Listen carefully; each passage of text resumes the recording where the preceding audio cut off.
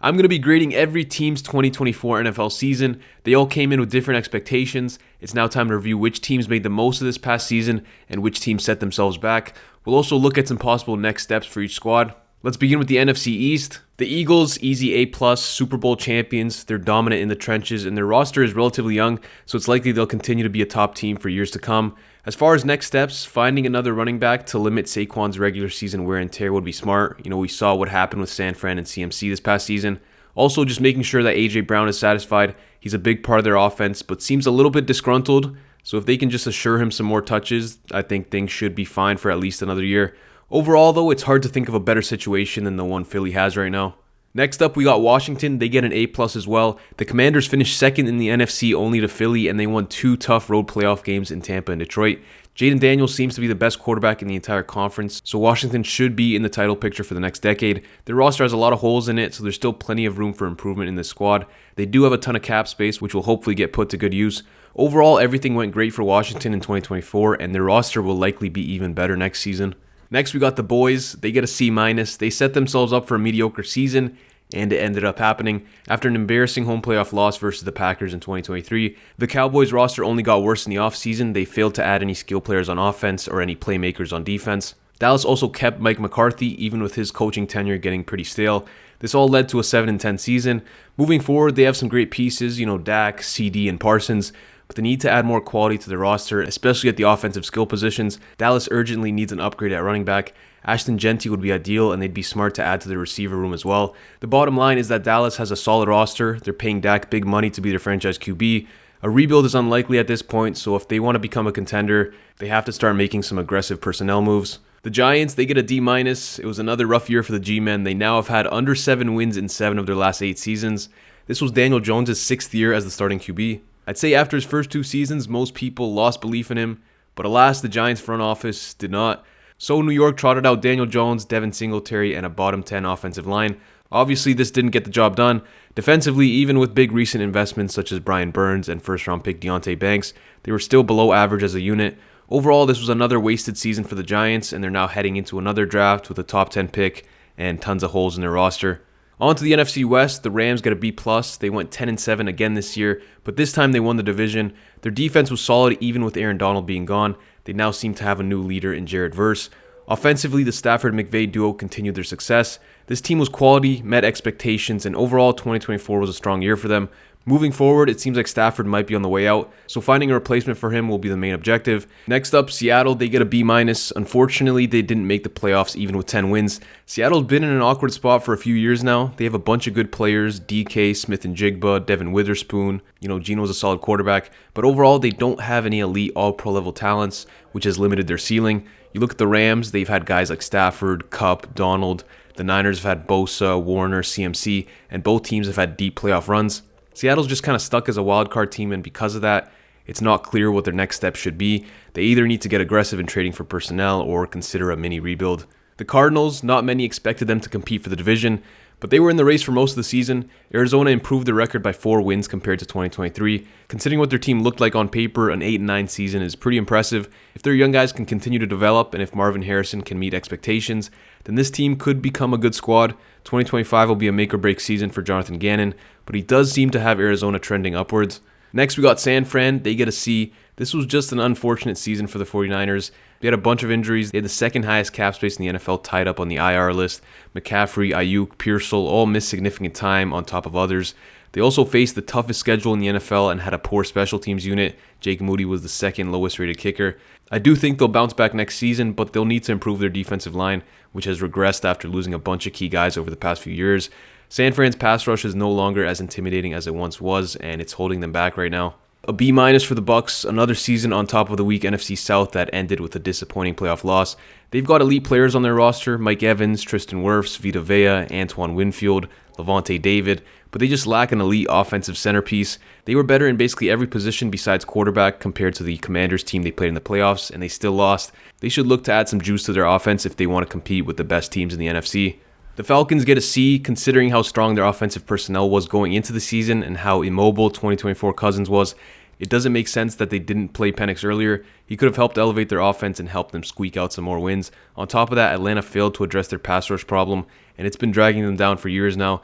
They had a good roster heading into 2024, and considering how weak their division was, this really should have been the year where Atlanta took advantage and got back to the playoffs. Moving forward, they still have a good squad, and they're in a great spot to take over the division, but they have to be aggressive in addressing their front seven. Next up, we got New Orleans. The Saints continued their mediocre run post-Breeze, finishing with a 5-12 season, their worst record since 2005. Offensively, they looked great when healthy, but as soon as there were some injuries on the line and some inconsistencies in pass blocking, Derek Carr's performance dropped, and then he also got injured, and things just got worse. Defensively, they had a bunch of veterans who were past their prime, and their level just wasn't as high anymore. This is a team that should likely commit to a rebuild. The Marshall and Lattimore trade was a good start as they were able to scoop up 3 additional draft picks.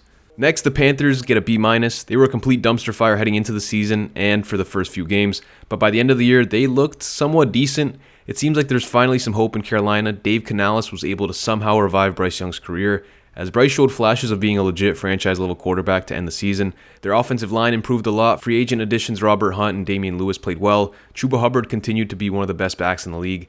It's unfortunate that Jonathan Brooks got injured because the Hubbard-Brooks duo could have been arguably the best in the NFL. Overall, it seems they finally have some stability at both head coach and at quarterback, as well as an effective run-first offense. Moving forward, they should look to add some speed to their receiver room and build up their defense. Next up, the NFC North, beginning with the Lions. Detroit gets a B. They expected a Super Bowl appearance this year, but due to the insane number of injuries they had, their lineup just wasn't good enough come playoff time. Considering that, I still think this was overall a good year for the Lions. They finished as the number 1 seed in the NFC and had 15 wins. Detroit has a lot of potential moving forward, and their Super Bowl window is still open even with the departure of Ben Johnson. They just need to get their guys back healthy. Next up, Minnesota. They get a B+. They were disappointing in the playoffs and got blown out, but I think Kevin O'Connell and this Viking squad impressed overall. Sam Darnold was meant to be their backup/bridge quarterback, but even with him being the full season starter, they were still able to win 14 regular season games. There aren't many teams that would be able to pull that off. Minnesota clearly has a very strong coaching staff. They're just missing a dependable quarterback right now. We'll see if they can find one or develop McCarthy into one. The Packers, they get a C+ after losing a close game to the Niners in the 2023 playoffs that they probably should have won. Expectations were sky high this season for Green Bay. They ended up playing all right in 2024, but did not take a step forward and instead took a step back to 3rd place in their own division. Some of their main issues were their receiving core overall being inconsistent and their defense just lacking star power, which caused them to struggle against the elite teams of the NFC. Green Bay could easily bounce back next year, but they need at least a piece or two on each side of the ball.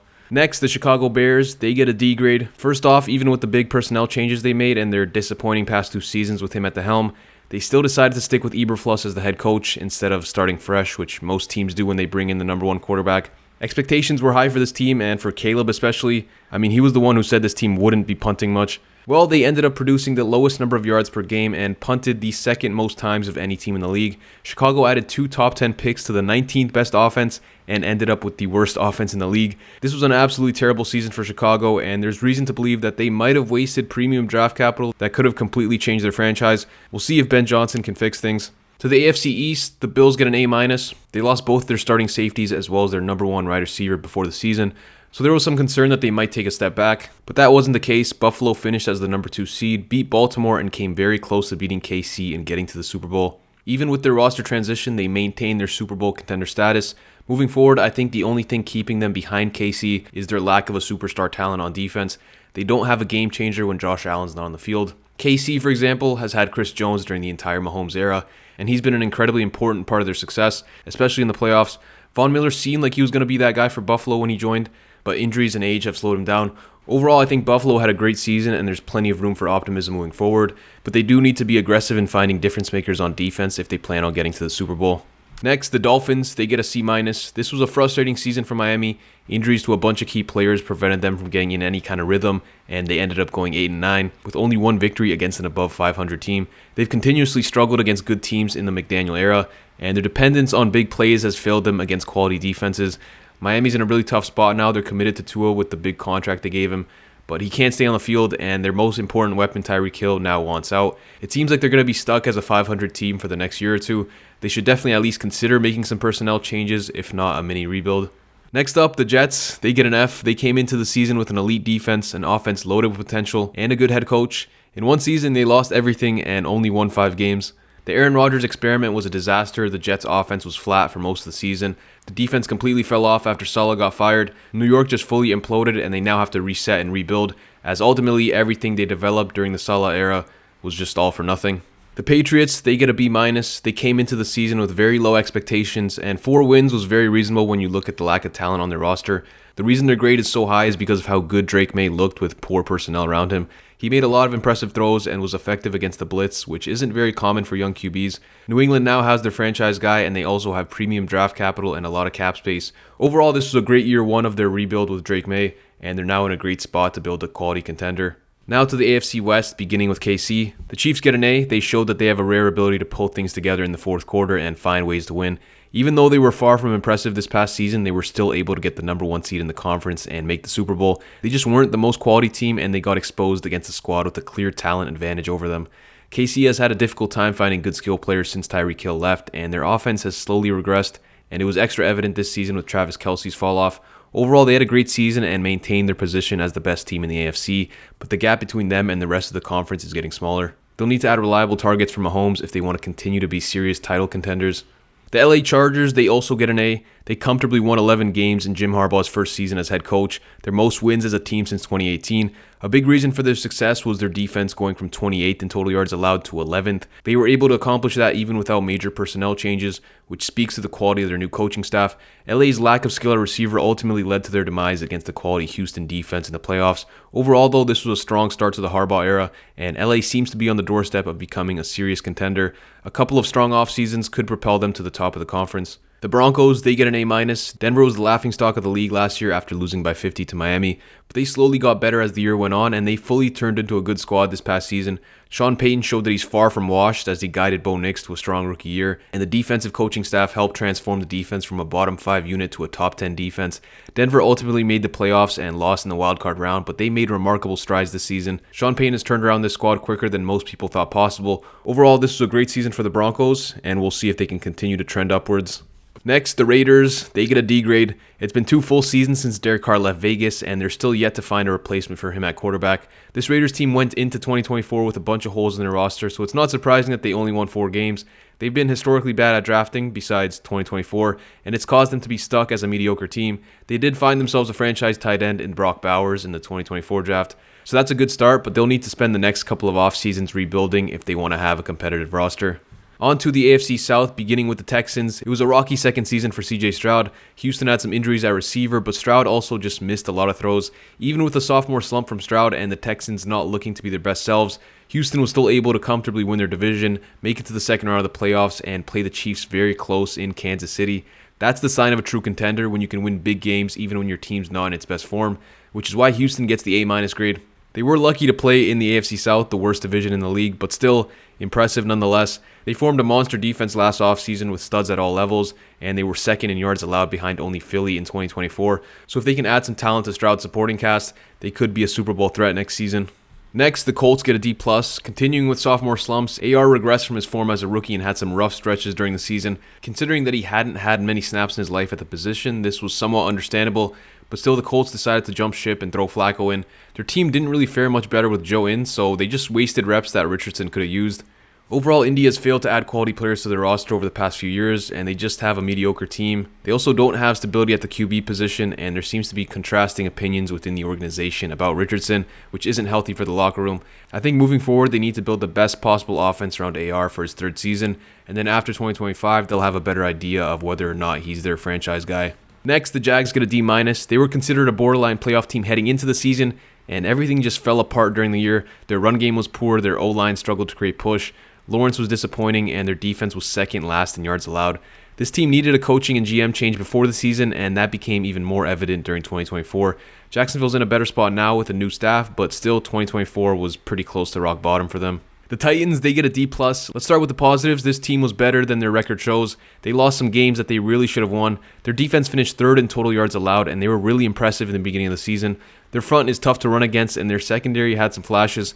However, their offense was pretty bad. Their offensive line struggled, especially in pass protection, and you pair that with a QB who holds the ball too long and struggles to manage a pocket, and you get bad results. Tennessee have also invested a good amount of money in their skill positions, but have gotten mediocre production. In the end, they lucked out and got the 1st overall pick, so this season wasn't completely a waste, but still things are far from pretty in Tennessee right now. On to the final division, the AFC North, beginning with the Ravens. They get a B-. With the addition of Derrick Henry to an already stacked squad. This season was Super Bowl or bust for Baltimore, So for them to lose in the divisional round was super disappointing. Lamar had an absolutely insane season, but it was really all for nothing. Moving forward, the Ravens are going to have to make some adjustments in order to take the next step. Firstly, they need to add a reliable target at receiver for Lamar, a guy they can trust to bring down a one-on-one ball when defenses blitz him. And secondly, they just need to keep the ball in Lamar's hands more often. The way Washington goes for a lot of fourth downs with Daniels, Baltimore should do the same with Jackson. They've got the most dynamic quarterback in the league, and they need to let him decide games. Overall, they're still an elite team, but 2024 was pretty disappointing for them.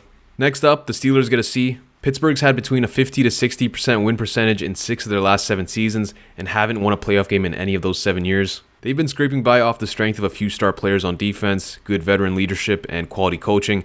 However, I honestly don't remember the last time they added a difference maker to their squad, and because of that, they've just been stuck as a decent wildcard team. Their offense lacks quality starters and is one of the least explosive units in the league.